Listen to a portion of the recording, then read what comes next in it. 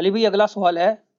کیا حضرت عمرو بن عاص رضی اللہ عنہ کا رضی اللہ اپنی تعالیٰ موت کے وقت دیوار کی طرف منہ کر کے رونا اس بات کی دلیل نہیں ہے کہ انہوں نے سیدنا علی رضی اللہ عنہ کے رضی ساتھ اللہ کی گئی تعالیٰ عنہ۔ زیادتیوں سے اعلانیہ توبہ اور رجوع فرما لیا تھا؟ کاش ایسا ہی ہو، ہمارا بھی حسن ظن ہے۔ حضرت عمر ابن عاص رضی اللہ تعالیٰ عنہ، یہ عربی میں جب عمر لفظ لکھا جاتا ہے نا تو یہ واو کے ساتھ لکھا جاتا ہے۔ عمر جس طرح لکھا جاتا ہے اسی طرح عمر بھی لکھا جاتا ہے، لیکن عربی اس میں فرق کرتے ہیں، اس کو لکھتے ہیں عمرو۔ وہ اردو میں لوگ پڑھ رہے ہوتے ہیں نا عمرو، یہ عمرو عیار کی کہانیاں، وہ لفظ بھی ڈیوائس بیسیکلی حضرت عمرو بن عاص سے ہوا ہے، کیونکہ برین ان کا بہت تھا۔ اچھا، لیکن وہ لفظ ہی غلط ہے، لفظ عمرو تو کوئی لفظ ہی نہیں ہے، لفظ ہے امر۔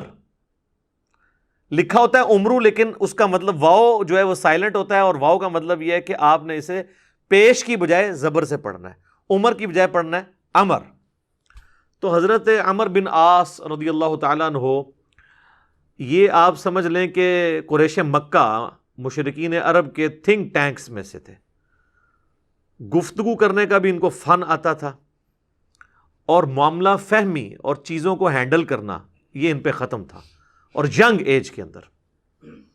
اس کا اندازہ آپ اس بات سے لگائیں کہ جب مسلمان ہجرت کر کے نجاشی کے پاس چلے گئے تو مشرکین عرب نے اپنا سفیر بنا کر جس شخص کو بھیجا کہ وہاں پہ جا کے ایک عیسائی بادشاہ سے مقدمہ لڑ سکے اور نعوذ باللہ مسلمانوں کو وہاں سے دوبارہ ملک بدر کروایا جائے، تو جس شخصیت کا انتخاب کیا وہ عمر بن عاص تھے۔ اس وقت ظاہر وہ مسلمان نہیں ہوئے تھے۔ بہرحال وہاں پہ پھر قرآن کی طاقت کام آئی۔ حضرت علی کے جو بھائی تھے جعفر بن ابی طالب، انہوں نے سورہ مریم کی جب تلاوت کی نجاشی کے دربار میں، تو پھر اللہ تعالیٰ کی گفتگو کے سامنے بڑے سے بڑا بھی کوئی سفیر ہو،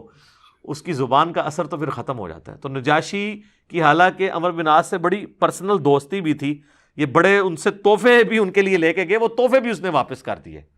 اس نے کہا بھائی لے جاؤ، تم سونے کے اگینسٹ بھی ان کو تولو نا تو میں تب بھی تمہیں یہ واپس نہیں کروں گا، ٹھیک ہے۔ پھر زمین سے اس نے تنکا اٹھا کے کہا کہ یہ جو سورہ مریم میں حضرت عیسیٰ کا سٹیٹس آیا نا کہ وہ اللہ کے بندے تھے، اللہ کی قسم عیسیٰ ابن مریم ایک تنکے کے برابر بھی اس سے زیادہ ان کا مرتبہ نہیں تھا جتنا تم نے بیان کیا ہے، یعنی اس میں ہم غلو نہیں کر سکتے کہ انہیں ڈیوینٹی میں کلیم کر دیں۔ یہ سمجھدار لوگ تھے، یہ وہاں سے مایوس ہوئے۔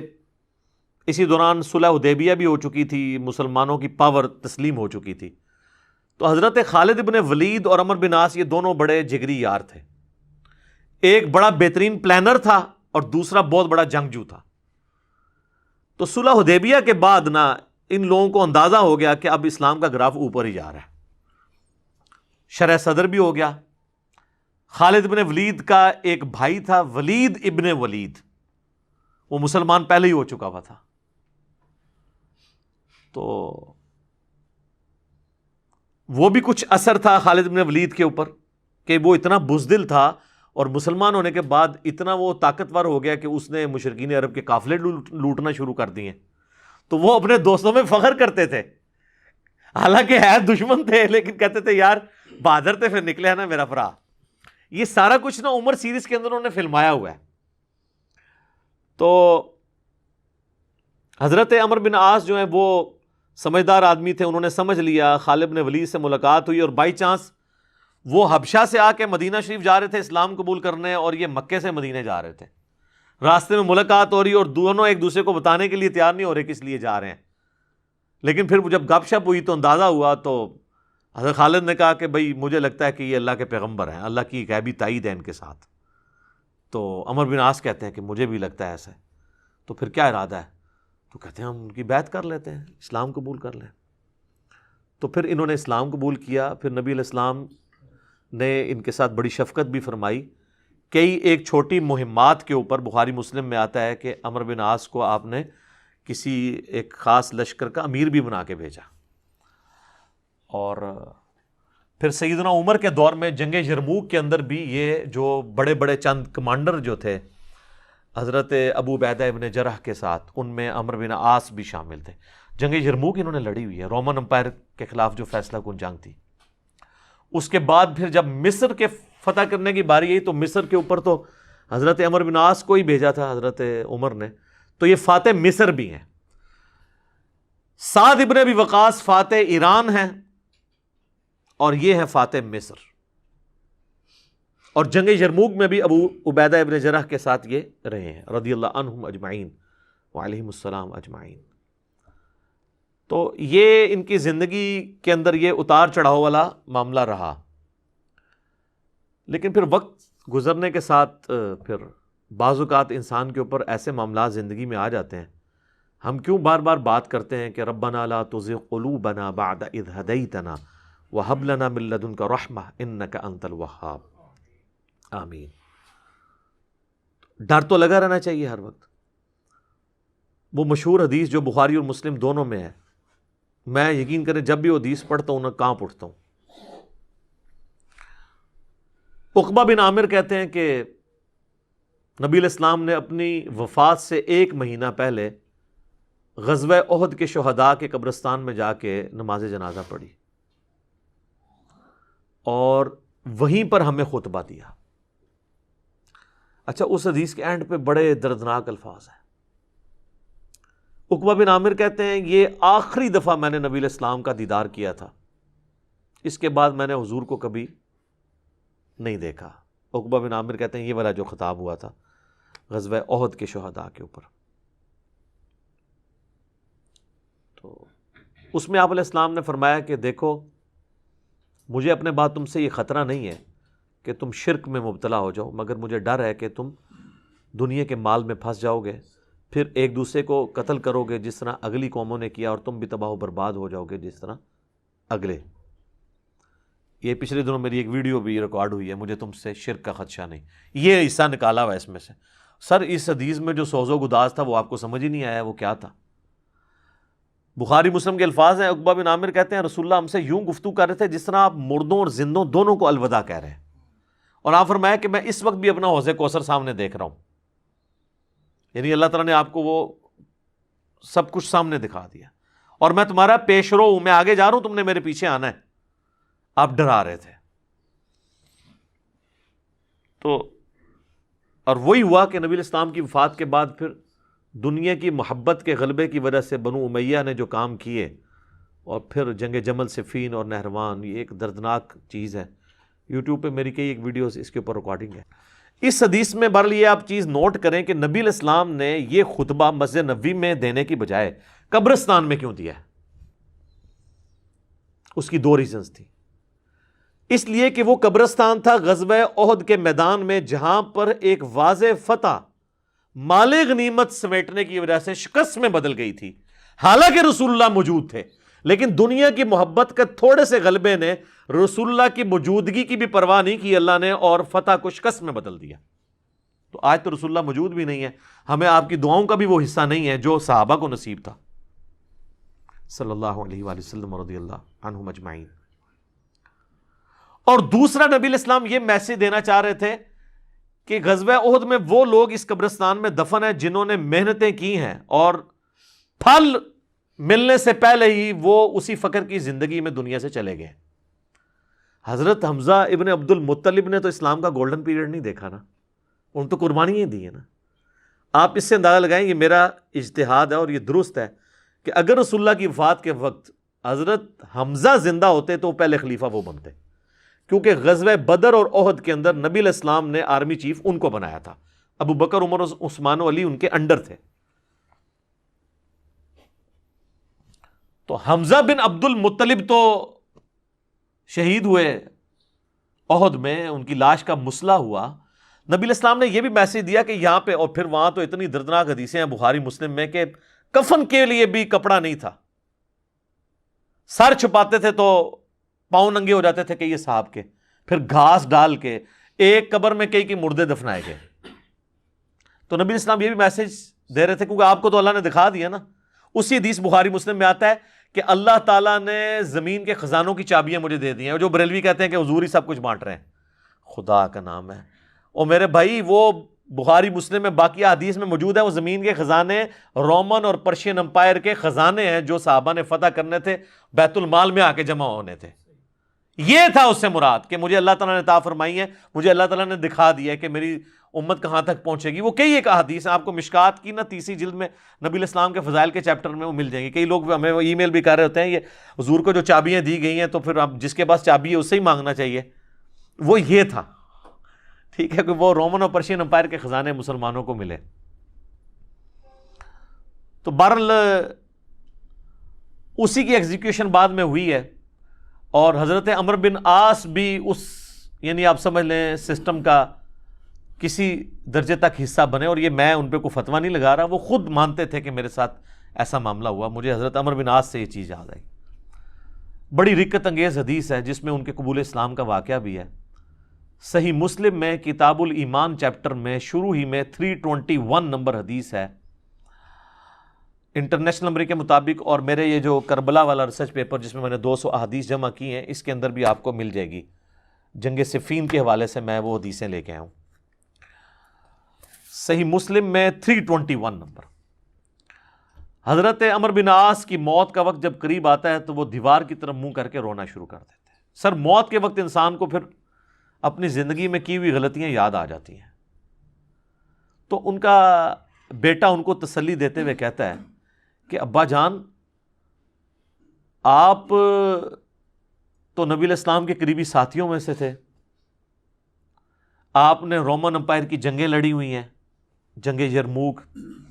جہاد میں آپ شامل رہے ہیں، اتنے اتنے بڑے فضائل ہیں آپ کے لیے۔ تو حضرت عمرو بن عاص اسے ٹوکتے ہیں، وہ کہتے ہیں کہ تم نے ایک فضیلت تو چھوڑ دی جو سب سے بھاری تھی ہمارے نزدیک، یعنی صحابی ہونے سے بھی بھاری فضیلت اس اعتبار سے، اور وہ ہے اس بات کی گواہی دینا کہ اللہ کے سوا کوئی معبود نہیں اور محمد اس کے رسول ہیں صلی اللہ علیہ وآلہ وسلم۔ تو انہوں نے کہا تم نے یہ چیز چھوڑ دی ہے، اصل چیز تو یہ ہے، ہاں جب یہ چیز حاصل ہو جائے پھر صحابی ظاہر ہے ایک بہت بڑی فضیلت ہے، لیکن صحابی بنتا ہی وہ ہے جو پہلے اس کلمے کا اقرار کرے۔ تو کہتے ہیں کہ اب وہ بیٹے کو وجہ بتاتے ہیں اپنے رونے کی، کہتے ہیں کہ بیٹا ایک وہ وقت تھا کہ مجھے رسول اللہ سے بڑی دشمنی تھی، نعوذ باللہ، اور میری زندگی کی سب سے بڑی خواہش تھی کہ اگر رسول اللہ صلی اللہ علیہ وآلہ وسلم کے بارے میں مجھے کوئی موقع ملے تو میں انہیں قتل کر دوں، نعوذ باللہ۔ میرا دل ان کے بغض سے بھرا ہوا تھا۔ اے میرے بیٹے، اگر میں اس وقت مر جاتا تو سیدھا جہنم میں جاتا، لیکن پھر اللہ تعالیٰ نے میرا سینہ اسلام کے لیے کھول دیا۔ رسول اللہ صلی اللہ علیہ وآلہ وسلم کی محبت میرے دل میں جاگزی ہوئی، اور وہ کہتے ہیں پھر مجھے اس دنیا میں رسول اللہ سے بڑھ کر کوئی محبوب نہیں تھا صلی اللہ علیہ وسلم۔ اور کہتے ہیں میرے بیٹے، پوری زندگی نبی علیہ السلام سے مجھے محبت اور عقیدت کا وہ لیول تھا کہ میں نے کبھی بھی آنکھ بھر کے حضور کے چہرے کی طرف نہیں دیکھا، اور اگر تم مجھ سے پوچھو نا کہ میں حضور کے چہرے کے خد و خال بیان کروں تو نہیں کر سکتا۔ میں نے زندگی میں حضور کی ادب کی وجہ سے کبھی آپ کے چہرے کو نگاہ بھر کے بھی نہیں دیکھا۔ اوئے ہائے ہائے۔ اور کہتے ہیں میرے بیٹے، میں اس وقت مر جاتا تو سیدھا جنت میں جاتا جب میں نے اسلام قبول کر لیا۔ اور پھر وہ ساتھ بتاتے ہیں، کہتے ہیں میں جب اسلام قبول کرنے کے لیے گیا تو نبی علیہ السلام نے اپنا دایاں ہاتھ آگے بڑھایا تو میں نے بھی آگے بڑھا کے پیچھے کھینچ لیا، اور میں نے کہا یا رسول اللہ، پہلے مجھے گارنٹی دیں کہ میرے پچھلے سارے گناہ معاف ہوں جو میں نے اسلام کے خلاف کیے ہیں۔ تو نبی علیہ السلام نے فرمایا کہ اے عمر، کیا تجھے نہیں پتا کہ اسلام سابقہ کے سارے گناہوں کو معاف کر دیتا ہے؟ مقبول حج سابقہ کے سارے گناہوں کو معاف کر دیتا ہے، اور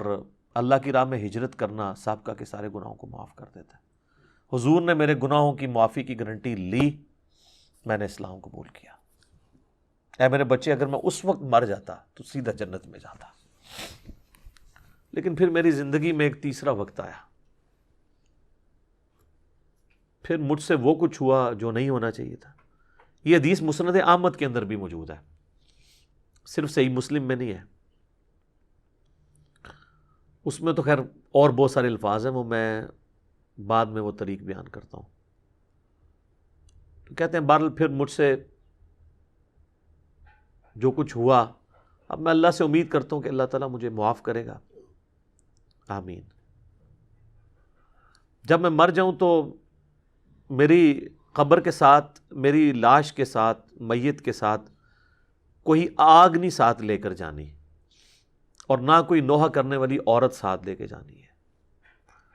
اور مجھے دفنانے کے بعد میری قبر کے اوپر پانی چھڑک دینا، جس طرح نبی الاسلام کی سنت ہے کہ آپ دفنانے کے بعد پانی چھڑکتے تھے، اور اس کے بعد میری قبر پہ اتنی دیر موجود رہنا جتنی دیر ایک اونٹ کو نہر کر کے اس کا گوشت تقسیم کیا جاتا ہے، یعنی کم از کم 2 گھنٹے تک، تاکہ میں اپنی قبر سے مانوس ہوں اور دیکھو میں اللہ کے بھیجے ہوئے فرشتوں کو پھر کیا جواب دیتا ہوں۔ یعنی اس سے حضرت عمرو بن عاص نے یہ بھی عقیدہ دیا کہ اسی زمینی قبر کے اندر حساب و کتاب ہوتا ہے، لیکن اس کو کوئی دیکھ نہیں سکتا، یعنی اگر ایگزیکٹ آپ کیمرہ فٹ کر دیں تو یہ جو کیپٹن عثمانی برزخی گروپ جو لوگ کہتے ہیں نا وہ کہیں اور قبر ہوتی ہے، تو حضرت عمرو بن عاص کا یہ عقیدہ نہیں تھا۔ یہ حدیث ان کے گلے کا کانٹا ہے، جب وہ ہم پیش کرتے ہیں وہ کہتے ہیں عمرو بن عاص کا تو ذہنی توازن آخری وقت میں بگڑا ہوا تھا، وہ تو بہکی بہکی باتیں کر رہے تھے، کیونکہ ان کے لیے تو وہ جو بھی باتیں حضرت علی کی فیور میں جائیں وہ بہکی بہکی ان کو لگتی ہیں نا۔ میں کہتا ہوں ان کا دماغ جتنا موت کے وقت کام کیا ہے نا پہلے نہیں کیا تھا، کیونکہ وہ تو اس وقت ہی ان کو احساس ہوا ہے۔ اس طرح کو پوری اپنی لائف سٹوری سناتا ہے جس کا دماغ چلا ہوا ہو، کدھر سے شروع ہے اور کدھر تک پہنچا ہے۔ اچھا، یہ حدیث مسند احمد میں بھی آتی ہے، اس میں جو ہے نا الفاظ ہیں کہ وہ گھبراہٹ کی وجہ سے نا دیوار کی طرف منہ کر کے روتے ہیں، تو ان کا بیٹا جب پوچھتا ہے کہ کیا آپ موت کے خوف کی وجہ سے رو رہے ہیں، وہ کہتے ہیں میں موت کی وجہ سے نہیں رو رہا، میں رو رہا ہوں اس بات کو کہ مرنے کے بعد میرے ساتھ کیا بنے گا، موت کے بعد آنے والے حالات کے بارے میں۔ یہی تو سر ہم آپ کو کہہ رہے ہیں کہ مرنے سے پہلے اے مسلمان کر لے اس پہ غور، کتابوں کا خدا اور ہے، بابوں کا خدا اور۔ اچھا، ایک اور طریقہ ہے مسند امام احمد میں اس کے ساتھ ہی کہ موت کے وقت جب انہیں گھبراہٹ ہوتی ہے نا تو وہ دیوار کی طرف منہ کر کے زاروں قطار روتے ہیں، تو ان کا بیٹا کہتا ہے کہ ابا جی آپ رو رہے ہیں، آپ کو تو نبی الاسلام اتنی محبت کرتے تھے، آپ کو ذمہ داریاں دیتے تھے، آپ نے جنگیں لڑی، آپ نے رومن امپائر کے خلاف جنگ یرموک لڑی، تو حضور کو تو آپ کو بڑی اہمیت دیا کرتے تھے۔ سر اس پہ آپ ذرا جواب سنیں عمرو بن عاص کا۔ وہ کہتے ہیں اللہ کی قسم مجھے پوری زندگی یہ بات معلوم نہیں ہو سکی کہ حضور مجھ سے واقعی محبت کرتے تھے یا صرف تالیف قلب کے لیے، میرا دل رکھنے کے لیے مجھے کبھی کو پوسٹ دے دیا کرتے تھے۔ لیکن 2 بندے ایسے ہیں جن کے بارے میں دل سے گواہی دیتا ہوں کہ رسول اللہ اپنی وفات تک ان سے محبت کرتے تھے، ایک ابن سمیہ عمار ابن یاسر، اور دوسرا ابن ام عبد عبداللہ ابن مسعود۔ اب عمار بن یاسر ان کو کیسے بھول سکتا تھا، عمار کو تو مارا ہوا تھا انہوں نے صفین کے اندر۔ تو وہ کہہ رہے ہیں کہ حضور مجھ سے محبت کرتے تھے نا، تو مجھے نہیں لگتا کہ وہ اندر سے کرتے تھے یا میرا دل رکھنے کے لیے، بعض اوقات بندہ کسی کو ابلائج بھی کر دیتا ہے نا تعریف قلب کے لیے، لیکن 2 بندے ایسے تھے میں کہتا ہوں کہ حضور واقعی ان سے محبت کرتے تھے، ابن سمیہ اور ابن ام عبد۔